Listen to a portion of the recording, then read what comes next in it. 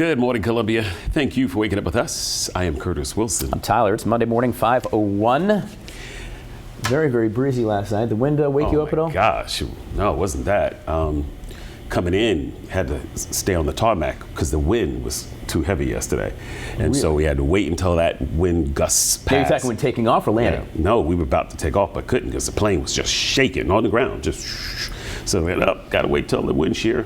Call the wind shear. I would have said, stewardess, let me off. I'm calling an Uber.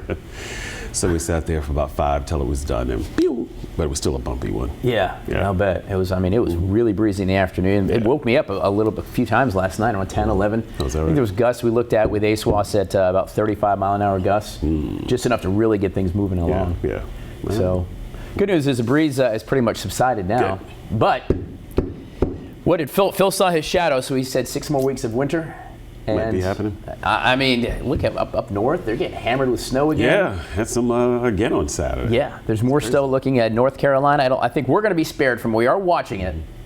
Potential is there, but a couple of days away. But I don't think it's going to be too terribly worried about that. But North Carolina and North. Oh yeah, some more winter. Okay. So, and our temps are just going to be miserable, in the 50s and 40s. Yeah. Everybody's heard snakes on a plane, but what about snake in a box of bananas? Got to give up eating bananas now.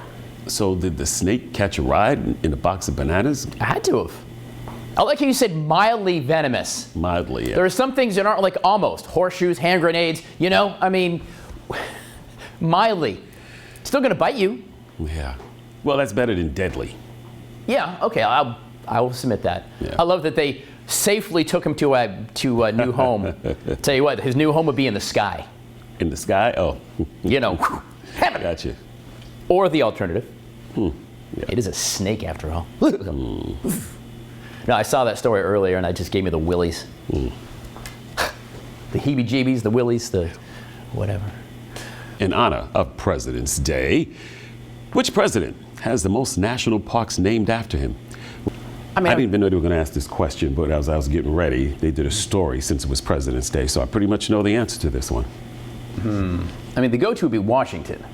You would think. Right. That's what I mean. See, I'm not going to try to outfox myself. It's either Jefferson or Roosevelt, I bet. Roosevelt, as we're going to learn in a few minutes, is the longest-serving president. Different Roosevelt. Oh yeah, you're right. It's FDR. Still Roosevelt. Today is President's Day, of course. Now, the holiday, which officially is still called by the federal government Washington's birthday, was established in 1885 to honor old number one, whose birthday actually was February 22nd of 1732. All right, Washington, or President's Day, whichever you want to be celebrated, is now celebrated the third Monday of February. That's thanks to the 1968 Uniform Monday Holiday Act, which moved several holidays to Mondays so the federal employees could have, an extra day off for fun, I suppose. And here's a couple of fun facts. FDR, you're right on that useless trivia, served the most days as the CEO of the business of the United States, because that's what it is, 4,422 days. William Henry Harrison had the shortest time, 31 days in the Oval. That's a quick one, Curtis. Very much so. So there you go. Hopefully, I know a lot of schools are off today, and with any luck, you can enjoy the day. So Washington's birthday, President's Day, whatever. All right. All right, good morning, everybody. I'm Tyler. Curtis Wilson, 5:34. 26 now before the top of the hour. I didn't get the chance to watch the Skills Challenge on Saturday night, so I had an opportunity to watch it early this morning. The Skills Challenge? NBA All-Star. Oh, okay. All-Star game was this past weekend. Okay. And they played last night. And we'll get to that in the next one. But the slam dunk competition. Is this guy. His name is McClung. He plays for the Magic. Okay. He has revolutionized the slam dunk contest. Every single one of his dunks got a perfect score of 50 across the board. Every one. That's how good this guy was. These are regular, they're not ones, the trick ones with the trampolines and things, right? Oh, no. This is like actually have to go up and slam that ball. But he did use a car. They brought out a Kia. He jumps, and the guy was out the sunroof holding the ball. Right. He jumps over the car, and the guy gets the ball, slam dunks. Now, you got to have some... that's not bad. You got to have some height when you're jumping. He jumps up, taps the rim, and then slam dunks. Great. Defying gravity. defying gravity. He did a double dunk. Two balls. One, the guy had it on the side, and then one. So he grabs the set. He's up in the air. Right. Grabs one, dunks it, then dunks the other. You got to watch these things. I wish we could show them to you, and you'd be like, wow, he deserved to win. Only one guy came closer, and that was Castle, who plays for the Spurs. But, I mean, every dunk, magnificent. Okay, tell me to hush. Whew. Oh, I had 15 seconds. Okay, but it was good. That's how good the slam dunk was. Yeah. I'm going to go find that. That's and I'm a really big Jordan fan, taking off from the key and boom, slam dunking the whole 9 yards. What was that fellow's name again? Matt McClung. Okay. McClung. I'm going to find that.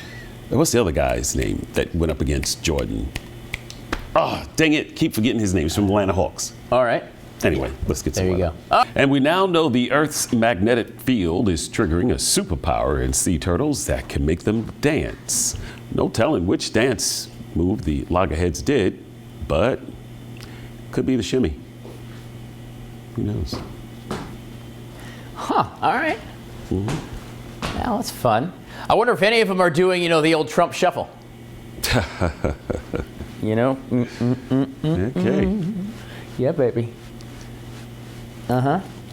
Maybe the YMCA. Grocery shopping. Lawnmower. You got them all. Man, I know it.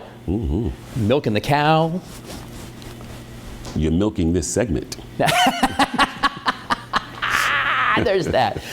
Which president has the most national parks named after him? Theodore Roosevelt.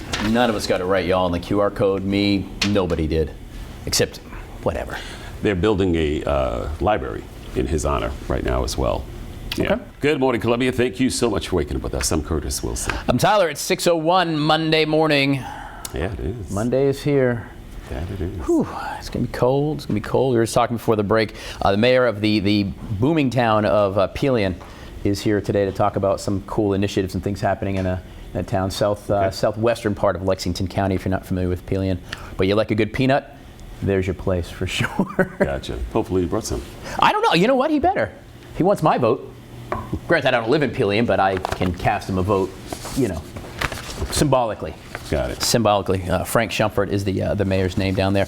So if you're a single, some of the cities you want to avoid, Curtis, we call it a singles tax, and it's just extra taxes. How much more if you're living by yourself? It's going to cost you a lot more. So they call it a singles tax. What city do you think has got the highest singles tax in the states? West Virginia. New York. Really? $20,000 is what you can expect to pay more than other states if you are single. Like if you just live by yourself, you have to rent your own apartment, deal with your own getting to work, eating, all that kind of stuff. You got a story coming up on being single. Yeah. Living alone. Yeah. Yeah. You got San Francisco, a lot of not surprising, a lot of California. You got San Jose, San Diego, Los Angeles, Long Beach. Those are all really expensive cities to be single in as well, but it's California. Yeah. So there you go. Good for us. We're here. It's in small towns. It's lovely. Small town living. Yeah, and I guess if you had somebody in, you could share their expenses. Well, I think that's what that is. If you have a roommate, or you had a wife, or a spouse or whatever, you could share all those things. So I think that's the whole thought of that. Is if you're single, swinging single, there you go. Save on heat too. Yeah, got Bill. Jumping jacks. Oh, okay. NASCAR driver William Byron has won his second straight Daytona 500 in Florida. Racing's incredible. I mean, it's a heck of a sport, It is. I had the opportunity a few years ago to go to the Richard Petty driving experience up at the Charlotte Motor Speedway. Man, I'm driving. I like to drive fast. Yeah. I'm about 150, and I've got your coach sitting next to you, and you have comms on. He's like real calm. Accelerate, accelerate, accelerate. I would be terrified if I were him because he doesn't know if I can drive or not. We're going 150 miles an hour. My gosh. Yeah. So Trump was here yesterday. People loved it. They put the Beast on the track. He's the fourth president to go to the Daytona 500. Okay. So it's not something that happens all the time. So it was a really cool experience for race fans. They had Air Force One do a flyover. Yep. Yeah.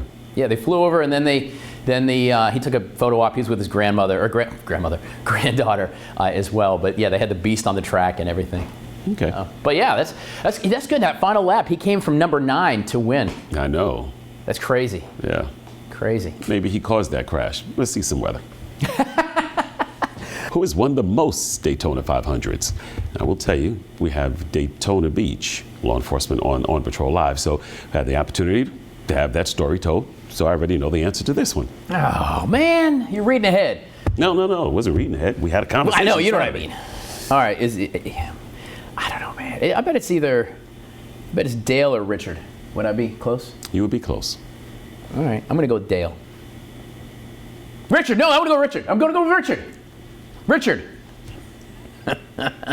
So I can read my partner. I've sat next to him for several years now. Hit that QR code right there. Get on it, you NASCAR fans. Woo. What's NASCAR? It's the National Association of Stock Car Racing. That's right, racing. Hey guys, I'm Tyler. Curtis Wilson. Just gonna see if you're gonna guess for a minute.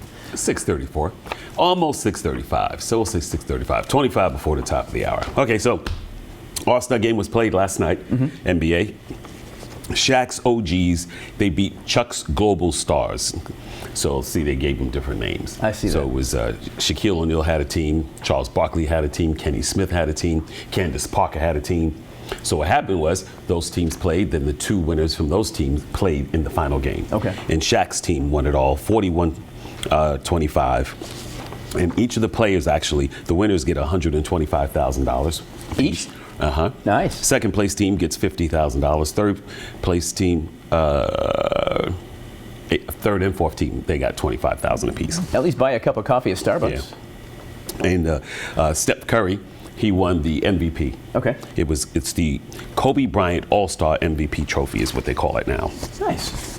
So there you have it. I love that. Yeah. Hey, if you want to live like Britney, her house Britney is for sale. Spears? Yeah. Is there any other Britney? Get out of here. People would want to buy it because she dances in that foyer every day. Yeah. Well, Have you seen the videos of her dancing? Yeah, of course I've seen them. Yeah. Come on, get out of here. Running out of space, my computer's saving them. But yeah, she apparently bought it in 2008. It's only going to cost you 425. No, I'm sorry. It's going to cost you 6.75 million. Woo! Really? Yeah. Dang. But you can live like Of course Britney it's Spears if you'd like to. Brittany, if you don't want to do with that, you can just move on out here to South My Carolina. cord is messing with me, so forgive me, guys. Move it around. Would you record a whole bunch of videos at the same foyer if you brought it? I would dance around in circles all day long. All day long. You can live like Britney Spears. Why not? $6 million though. Yeah. Gee, Nice little house. That's all right. That's a lot of house. That's a Curtis Wilson kind of house. Shoot, no. All right. Time now to answer your trivia question. We asked you who has won the most Daytona 500s. Richard Petty. Richard Petty holds the record winning the race 7 times. So there you go. I think Mo was right. Everybody got 100% correct. We know that Mo was right, though. There you go. All right, there it is. We'll catch you tomorrow. Don't forget, he's at the noon. You got the 5, 6, and 11. Folks, have a great day. Stay safe and bundle up.